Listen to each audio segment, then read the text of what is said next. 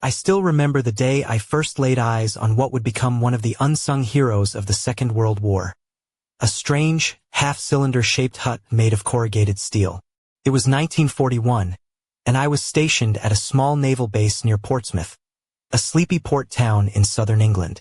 The war was already raging across Europe, and America was gearing up to join the fight. But what struck me wasn't the tanks or planes being loaded onto ships. It was this odd little shelter, simple yet sturdy, that was about to change everything. You see, the military was facing a colossal problem. They had millions of soldiers about to be sent to every corner of the globe, from the frozen wastes of Alaska to the blistering heat of the Pacific Islands. The question was simple. How the hell do you keep all those men dry, fed, and rested when there were no barracks, no homes, not even a decent roof in sight? Shipping timber halfway around the world was a nightmare, and tents kept blowing away, which was great if you liked sleeping in a muddy puddle. Enter the Haversham hut. Yes, we called it after the small village near where the first prototypes were tested. Imagine a steel half-pipe, about 20 feet wide and 40 feet long, with corrugated sheets bent into a perfect arch. It looked like a giant, metallic snail shell plopped down on a muddy field. Not exactly glamorous, but man, was it practical. 6 or 7 of us could bolt one together in a day, no fancy tools required. It was rugged enough to withstand monsoons, Arctic blasts, and whatever else Mother Nature decided to throw at us. I remember the first time we pitched one on a rain-soaked field in Cornwall. The sky was gray, the mud was sucking at our boots, and it felt like the rain would never stop. But by the afternoon, the hut was up, solid, dry, and surprisingly warm. Inside, it had simple wooden floors, canvas bunks, and even a tiny stove in one corner. It wasn't the Ritz, but after weeks of tents that leaked worse than a sieve, it felt like a palace. The sheer scale of this operation was mind-blowing. By the end of the war, over 100,000 of these huts were scattered across continents. They weren't just homes. They were hospitals, mess halls, chapels, even movie theaters. On one island in the Pacific, I heard a story about a hut converted into a makeshift cinema where soldiers would gather after a hard day's march, watching flickering black and white films and forgetting the war for a few hours. It was the perfect escape, even if the seats were just crates and the popcorn was a bit of a luxury. But here's the twist, these huts weren't just temporary fixes. After the guns fell silent in 1945, America faced a housing crisis. Returning soldiers needed places to live, colleges needed dorms for GI Bill students, and towns needed spaces for new businesses. Those same huts, once symbols of war, were shipped back and repurposed across the country. I've heard of entire neighborhoods made up of these curved steel shells. Some even turned into dance halls where young couples swayed beneath the arched roofs, the steel creaking just enough to keep the rhythm. Of course, life in a Haversham hut wasn't all roses. The steel walls could turn into ovens under the summer sun, and the rain pounding on the corrugated roof was deafening. But for us, it was home, a metal fortress against an unforgiving world.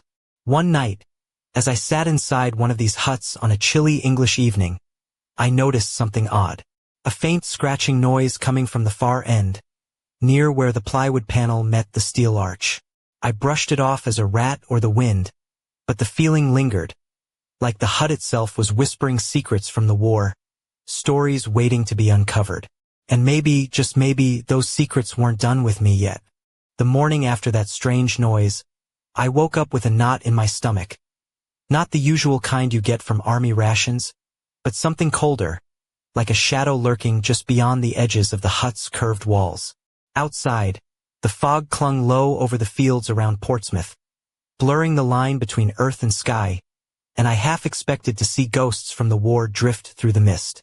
I decided to shake it off, blaming the long hours and the endless gray skies. But as I stepped out of the Haversham hut, I caught sight of Emily, our base's communications officer, walking briskly across the muddy path. She had that classic British look, the sort that turned heads even when she was dressed in regulation khaki.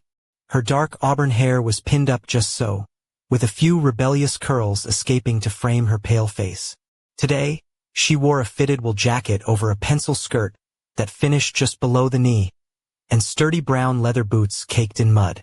A delicate silver locket hung around her neck, gleaming faintly despite the dreary morning. "Morning, Jack," she said, her voice cutting through the damp air. "You look like you've seen a ghost." "Could be," I replied, trying to sound casual. "Or maybe it's just the hut talking." She smiled, a flash of warmth that felt almost out of place in the grim surroundings. "You've been cooped up in there too long. Come on, the sergeant's calling a briefing.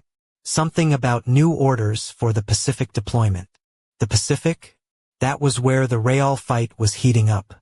I pulled on my jacket and followed her, the mud sucking at my boots with every step. As we neared the command tent, I couldn't help but glance back at the hut. The cold steel seemed less like shelter now and more like a cage. But then again, that was the war. You learned to find comfort in the strangest places. Inside the tent, the room smelled of burnt coffee and cigar smoke. A strange mix for a military briefing, but it somehow fit. The sergeant was a grizzled man named Harris, with a voice like gravel and eyes that missed nothing. He laid out the plan. Our unit was shipping out in 2 days to a small island called Kestrel Bay, right in the thick of the Pacific Theater. The mission was simple but brutal. Establish a forward base, secure the airstrip, and get ready for whatever came next. "We'll be setting up Haversham huts as soon as we land," Harris said, pointing to a rough sketch of the hut pinned to a wooden board. "These steel shells are going to be our lifeline out there. No tents, no gudenschaks. Just quick, tough shelter that can take a typhoon and keep us dry." I caught Emily's eye across the table. There was a flicker of something, excitement, fear, maybe both. The idea of living inside one of those curved metal huts was strange, but the promise of safety was comforting. Later that day, as I packed my kit, I found myself staring at the flat-packed panels stacked neatly in the corner of the supply depot. They looked like giant metal puzzles waiting to be assembled. I couldn't help but joke to myself, well, at least we won't be battling IKEA instructions in the jungle. But beneath the humor, a question gnawed at me. What secrets did these huts hold? Were they just steel and bolts, or did they carry something more? A story of survival, resilience, maybe even a hidden danger? I didn't know yet, but I had a feeling that Kestrel Bay wasn't just going to test our fighting skills. It was going to test everything we thought we knew about shelter, war, and maybe even ourselves. The voyage to Kestrel Bay was unlike anything I'd experienced before. Endless stretches of gray sea, the ship creaking and groaning as if it too was bracing for the unknown. The salty air mixed with the smell of engine oil and sweat, and the deck was crowded with soldiers swapping stories, nervously joking about what awaited us. Me? I kept my eyes on the horizon, trying to picture that half-cylinder steel shell, the Haversham hut, that was supposed to be our salvation. When we finally dropped anchor near the island, it was as if we'd landed on another planet. Thick jungle pressed against white sandy beaches, and the oppressive heat hit us like a wall. The sun was relentless, turning the steel crates into ovens before we'd even started unpacking. But there was no time to waste. Our first task was to assemble the huts quickly. The sergeant barked orders, and we formed teams, juggling bolts and panels like a chaotic construction crew. The steel sheets gleamed under the tropical sun, curved perfectly into those signature arches. Sweat poured down my face, drenching my uniform and mixing with the grime of the island. I caught sight of Emily again, sleeves rolled up, dirt smudged on her cheek, her usually neat auburn hair tousled by the humidity. Even in the heat and mess, there was something fierce and determined about her. I thought, if the war had a mascot, it'd be her. Despite the brutal conditions, the huts went up fast. I remember joking with the lads, who knew a giant metal snail shell could be our palace? One of them laughed. At least it's not another bloody tent that flaps all night and lets in the bugs. The truth was, those huts felt like a fortress. Curved walls that deflected the oppressive heat and rain, keeping us just dry enough to feel human. As dusk fell, the island's jungle chorus kicked in. Cicadas buzzing, distant calls of unknown birds, and the ever-present rustle of leaves. We dragged cots inside the hut and arranged our gear along the curved walls. The plywood ends had small windows that caught the fading light, casting long shadows across the wooden floorboards. It wasn't much, but it was shelter, the kind that saved lives. That night, As I lay on my cot, the hut creaked softly, metal expanding and contracting with the heat. The rain started, a torrential downpour that hammered the steel roof like 1,000 drummers. It was deafening, but inside, the hut held strong. I thought about home, the quiet streets of Portsmouth, the warm kitchen where Mum kept the tea ready, and Emily's smile that had somehow lingered in my mind all day. Funny how a steel shell on a faraway island could make you crave the comfort of a kitchen and a friendly face. But sleep was elusive. That scratching noise from before returned, soft but persistent, coming from the far end of the hut. I sat up, heart hammering, flashlight in hand. The beams sliced through the darkness, landing on the plywood wall. Nothing there but a small crack where the panel met the steel. I leaned closer, and suddenly, a rat darted out, disappearing into the jungle beyond the open door. I chuckled to myself, relief flooding through. Just a rat, I muttered. Yet, as I lay back down, I couldn't shake the feeling that the hut was alive in some way.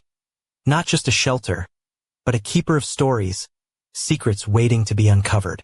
And on this island, far from home, those secrets were closer than I thought. The days on Kestrel Bay blurred into a relentless rhythm of sun, sweat, and steel. We worked from dawn till dusk, building airstrips, unloading supplies, and expanding our little village of Haversham huts. The jungle pressed in around us, a dense, green wall humming with life and danger. Every evening, the half-cylinder shelters stood like silent sentinels, their curved steel roofs gleaming faintly under the moonlight, promising refuge against the island's storms. Emily and I found ourselves thrown together more often than not. She had this way of moving through the chaos, confident, precise, yet somehow graceful. One afternoon, as we hammered together a frame, I caught her wiping the sweat from her brow with a silk scarf tied around her neck. The contrast was striking. Dusty boots, a practical khaki uniform, and that delicate scarf fluttering like a secret rebellion against the grime. I joked, planning on making the jungle runway at Kestrel Bay the next fashion hotspot? She laughed, a low, melodic sound that made the weight of the war momentarily lift. If it keeps the mosquitoes away, I'm all for it. Life inside the huts was a study in extremes. By day, the steel walls absorbed the sun's heat until the inside felt like a sauna. By night, the metal cooled rapidly, sending a chill that crept under the wooden floors. The plywood ends sometimes warped, making doors stick or windows jam. We rigged up fans from old tins and scraps, and jury-rigged mosquito screens to keep the little bloodsuckers at bay. Nothing fancy, but it was home.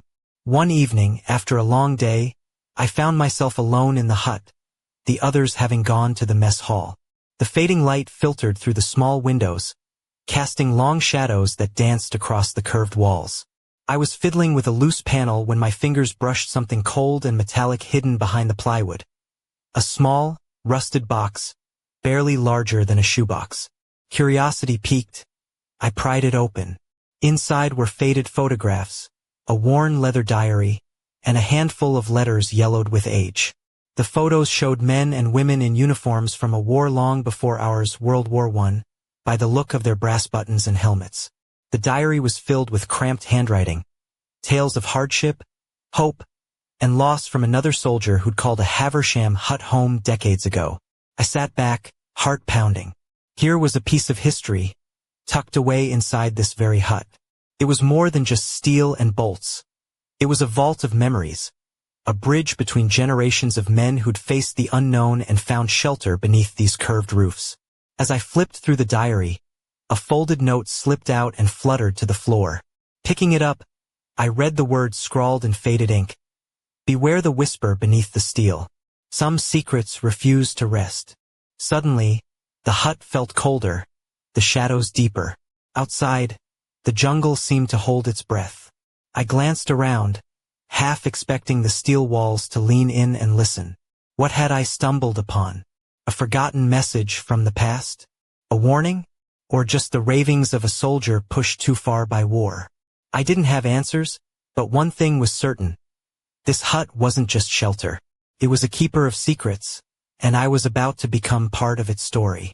The note's words echoed in my mind as night draped itself over Kestrel Bay like a velvet shroud. The jungle's symphony softened. Even the cicadas seemed to hush, as if nature itself was holding its breath. I lay on my cot inside the Haversham hut, the worn diary resting beside me, its pages whispering tales of hardship from another war, another time. Yet, the warning, "Beware the whisper beneath the steel," felt like a shadow stretching across the present. Sleep was elusive. Every creak of the steel roof, every soft rustle outside, made me tense. I kept telling myself it was just the hut settling, or a curious rat scurrying through the undergrowth. But deep down, a part of me wondered if the hut itself held something more, something restless. The next morning I was determined to find out. I talked to the others casually at first about the hut's history, the diary, the note. Most shrugged it off with a laugh. "Steel huts don't whisper, mate," one joked, tossing a wrench onto a pile of bolts. But a few glanced at me with that same flicker of unease I felt. Emily, when I mentioned it, paused, her emerald eyes narrowing thoughtfully. "There's more to these huts than meets the eye," she said quietly. "I've heard stories, old sailors' tales from the Navy yards back home. Some say the first prototypes were built over an old shipyard, where secrets and tragedies piled up like rust. Maybe the huts carry the weight of those memories." Her words sent a shiver down my spine. I realized how little I'd thought about where these huts came from, beyond their steel panels and corrugated shells. What if they were more than just buildings? What if the war's ghosts had found a home in their arches?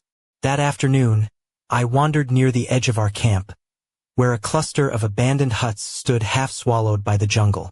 Their steel shells were mottled with rust, doors hanging crooked, windows broken. I pushed open one of the creaking doors and stepped inside. The air was thick with decay and something else, a faint metallic tang like blood or old oil. The floorboards groaned underfoot. As I moved deeper, I spotted scratch marks along the walls, almost like a message carved in desperation. My flashlight flickered, and for a moment, I thought I saw a shadow dart in the corner of my eye. I swallowed hard and forced myself forward. Among the debris, I found a tattered canvas bag containing what looked like an old military uniform, stained and frayed. Inside the pocket was a folded photograph of a young woman, smiling softly, her eyes full of hope. On the back, a date, 1918. Suddenly, the wind howled through a broken window, sending a cold gust that slammed the door shut behind me. The hut's curved steel walls vibrated with the force, and I was plunged into near darkness. My heart thudded like a drum. And then, barely audible, came a whisper. A soft, rustling murmur that seemed to rise from beneath the steel floorboards. It was a voice, distant but unmistakable, calling out in a language I couldn't understand. Or maybe it was just the wind. But in that moment I wasn't so sure. I fumbled with the door, finally wrenching it open and stumbling into the fading light outside. The jungle was silent again, as if nothing had happened. But I knew better. That night, as I lay back in my hut, I stared at the steel arch above me and wondered, what stories were trapped in this metal shell, and what price would I pay to uncover them? The whisper haunted me long after I'd fled the abandoned hut. Back inside the warmth of my own Haversham shelter, I lay awake beneath the curved steel roof, the night sounds of Kestrel Bay fading into a tense silence. Every creak and groan of the metal felt amplified, as if the hut itself were breathing, watching, waiting. I couldn't shake the feeling that something beneath the steel was stirring. By daylight, I was a man on edge. Emily noticed immediately, her sharp eyes missing nothing. "You're running on empty," she said, handing me a flask of lukewarm tea. "These huts have a way of getting under your skin, especially when you're alone with your thoughts." I wanted to laugh, but the knot in my gut tightened. "There's something in the old huts," I admitted. "Something not right. I heard a voice last night, whispering from beneath the floor." Emily's face grew serious. "I've heard whispers too," she said. "Not just stories but legends. Some say the first huts were built over a forgotten naval graveyard. Men lost at sea, their spirits trapped beneath the steel.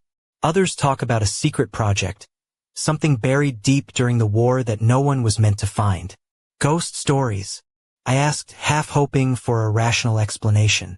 Maybe, she said, eyes gleaming with a mix of fear and curiosity.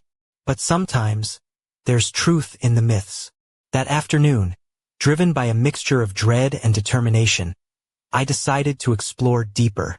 I gathered a small team, Emily, a burly engineer named Tom, and a medic, Sarah. Together, we ventured to the oldest section of the base, where the rusting shells leaned like forgotten sentinels against the jungle's edge. Inside one of the derelict huts, Tom pried up a loose floorboard, revealing a narrow cavity beneath. The air that escaped was stale and cold, unlike anything natural. Emily shone her flashlight in, revealing a jumble of rusted metal objects, old tools, tangled wires, and a small, sealed metal box stamped with government markings. "What the hell is that?" Tom muttered. Sarah, ever the practical one, suggested, "Maybe wartime equipment left behind?" I hesitated, then carefully lifted the box out. It was heavier than expected and cold to the touch. Engraved on its surface was a strange emblem, a coiled serpent wrapped around an anchor. My fingers trembled as I traced the symbol. Emily exchanged a glance with me. "That's not just any military insignia. That's from a classified naval unit, something the Navy never talked about openly." Opening the box revealed a bundle of documents, yellowed and fragile. As I unfolded them, my eyes widened. Blueprints, coded messages, and photographs hinted at a secret wartime operation connected to the huts. Experiments in communication, possibly even espionage, carried out beneath these very steel shells. Suddenly, the whisper didn't seem so supernatural. It was a warning, a clue buried beneath layers of history and steel. As the sun dipped below the horizon, casting long shadows over Kestrel Bay, I realized the Haversham huts were more than shelter. They were vaults for secrets that someone, somewhere, desperately wanted to keep hidden. And now, those secrets had found me. The sun was sinking low behind the dense canopy of Kestrel Bay, painting the sky in bruised purples and fiery oranges. The air hung heavy with humidity, but I barely noticed. My mind was tangled in the secrets we'd uncovered in that rusted metal box. The classified blueprints, the coded notes, the haunting photographs. The Haversham huts weren't just quick shelters. They were part of something much bigger, something whispered about in hushed tones back home but never openly discussed. Emily and I sat side by side on the wooden floor of our hut, the curved steel walls enclosing us like a cage. Her eyes traced the faded symbols on the documents spread between us, lips pressed tight in concentration. She wore a simple cotton blouse today, sleeves rolled up, and a pair of worn trousers tucked into scuffed boots. Her hair was pulled back, strands escaping to frame her sharp cheekbones, a picture of resilience in the midst of chaos. "Look at this," she said, pointing to a diagram I hadn't noticed before. "It's a schematic for a hidden compartment beneath the hut floor. Something built into the design, but never mentioned in any official manual." I ran my fingers along the lines, imagining the steel floors we'd been walking on, oblivious to what might be lurking beneath. Why build secret compartments into temporary shelters? I muttered. What were they hiding? Emily's gaze flicked toward the small window, where the last light of day struggled to pierce the thick jungle. "I don't know, but if these huts were used for more than housing soldiers, if they were part of covert operations, it means the war wasn't just fought on battlefields. It was fought in shadows." A sudden noise snapped us from our thoughts, a sharp rustle outside, followed by the soft crunch of footsteps on gravel. We exchanged a glance, hearts quickening. The camp was supposed to be quiet at this hour. I grabbed my flashlight and edged toward the door, peering out into the growing darkness. A figure stood just beyond the tree line, half shrouded in shadow. As the beam swept over him, relief flooded me. It was Tom, the engineer, looking more serious than usual. "Thought you'd want to see this," he said, holding up a folded piece of paper. "Found it tucked inside one of the old huts. Looks like a map." Emily took it, eyes narrowing. The map was crudely drawn but unmistakable. Marked locations scattered across the Pacific, with one spot circled in red. an island we hadn't heard of before. "Ever heard of Blackstone Atoll?" she asked, voice low. I shook my head. "Sounds like something out of a spy novel." Tom snorted.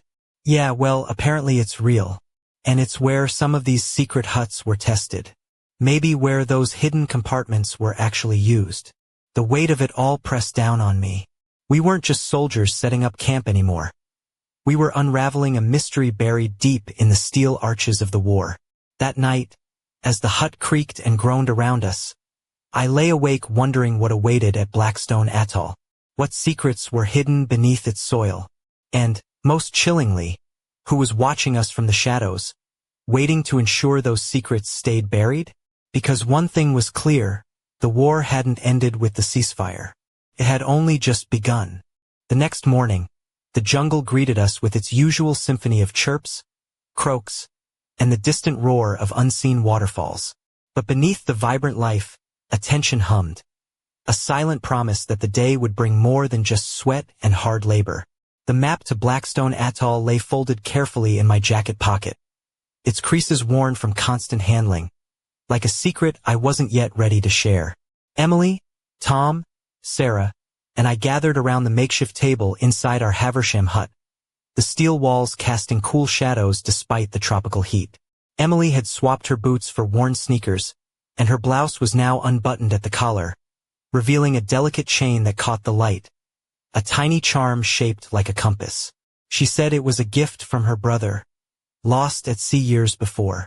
I found myself stealing glances at her, the way the sunlight caught the curve of her neck, the determined set of her jaw. In this war-torn world, moments like these felt like a lifeline. "We need to find out what's at Blackstone Atoll," Emily said, tapping the map decisively. "If these huts were part of a covert program, it's possible the key to everything is there."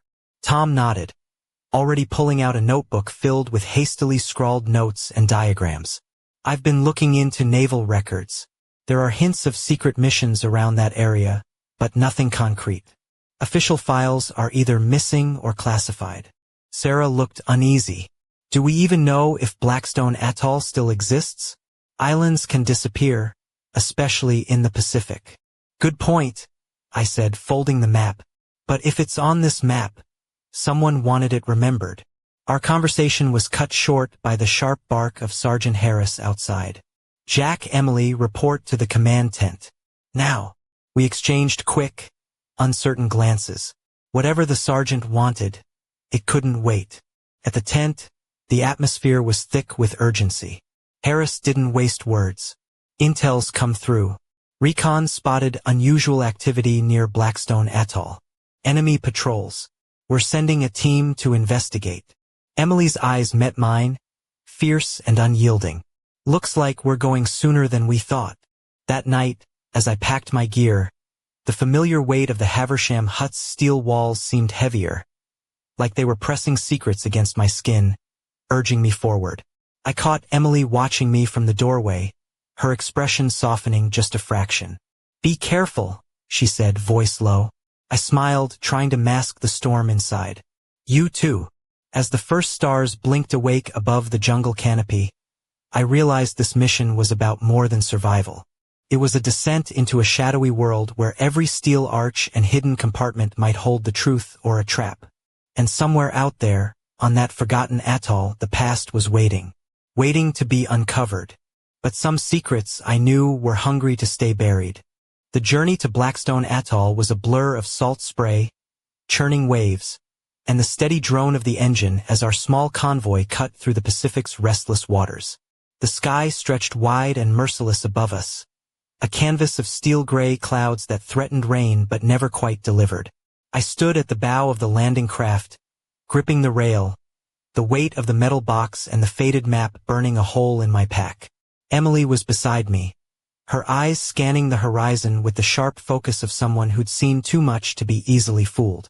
Her uniform was dust-streaked but tidy, and the silver compass charm at her throat caught the light now and then, a small beacon of hope in the vast emptiness. As we neared the atoll, the jungle-clad shoreline emerged like a mirage, jagged and wild. The beach was littered with twisted steel and rotting wood, remnants of old huts and forgotten battles. The air was thick with the scent of salt, decay, and something else. An undercurrent of secrets waiting to be unearthed. We moved cautiously, the crunch of our boots mingling with the distant call of seabirds. The huts here were half swallowed by vines, their curved steel shells rusted and battered, but still standing defiantly against time. I couldn't help but feel a strange reverence. These weren't just buildings. They were monuments to men who'd fought, survived, and perhaps suffered in silence. Inside one of the larger huts, we found signs of recent activity. Footprints in the dust, a hastily abandoned campfire, and scattered papers fluttering in the breeze. Among the debris was a torn piece of cloth embroidered with a symbol matching the serpent and anchor from the metal box. Emily's voice was barely a whisper. "We're not alone." As we pressed deeper into the atoll, the jungle thickened, swallowing the huts and the secrets they guarded. Then came the sound, soft at first, a faint whisper carried on the wind, like the rustling of silk or the sigh of forgotten souls. We followed it to a hidden trapdoor beneath a camouflaged panel in the floor of the largest hut. The hinges creaked as we pried it open, revealing a narrow staircase descending into darkness. Torchlights piercing the gloom, we stepped down into a subterranean chamber. A maze of tunnels lined with rusted machinery, faded maps, and stacks of crates stamped with classified markings. Suddenly, a noise, a sharp click, and the door slammed shut behind us. The whispering grew louder, echoing off the steel walls, mingling with the pounding of our hearts. Trapped beneath the steel shell, surrounded by shadows and secrets, I realized we had stumbled into a labyrinth far darker than any battlefield. And somewhere in the darkness, something was waiting, watching, waiting to decide if we would uncover the truth or become part of the secret forever. The air in the underground chamber was thick and stale, tinged with the scent of rust and forgotten memories. Our flashlights cut through the darkness, revealing walls lined with peeling paint, faded insignias, and cables that hung like tangled webs. The whispered echoes bounced off the steel, growing louder, almost rhythmic. A haunting chant that sent a chill crawling down my spine. Emily's hand found mine, steady and strong despite the tension. "We need to find a way out," she said, voice low but resolute. "And fast." We moved cautiously, the floor creaking beneath our boots, crates shifting as we passed. Among the scattered papers, I spotted a worn journal, its leather cover cracked and stained. Flipping it open, I recognized the handwriting. The same soldier from the diary I'd found back at Kestrel Bay. His final entries spoke of experiments, secret communications, and a warning. "The steel walls listen. The past never forgets. Trust no one." A sudden metallic clang echoed from deeper within the tunnels. We froze. Shadows shifted, and in the dim light, a figure emerged. A man in a faded uniform, eyes wild, clutching a rusted pistol. "You shouldn't be here," he hissed, voice trembling with a mix of fear and fury. Before we could react, the lights flickered and died, plunging us into suffocating darkness.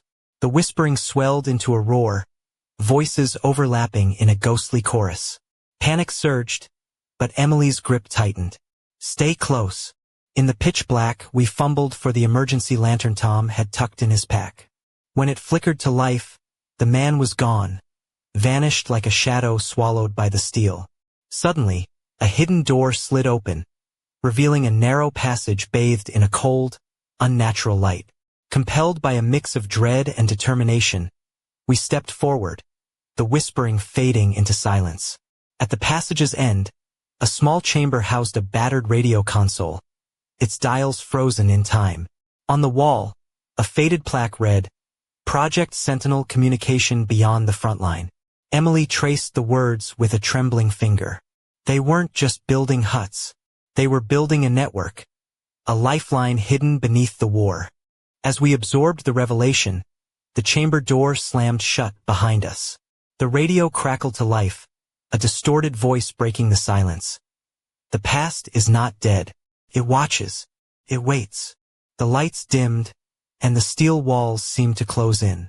In that moment, I realized the Haversham huts were more than shelters. They were guardians of a secret that could change everything we thought we knew about the war. And as the radio's eerie message faded, one question burned in my mind. Who else knew the truth? And what price would we pay to uncover it? The war might have ended, but the real battle, the fight for the secrets beneath the steel, was only just beginning.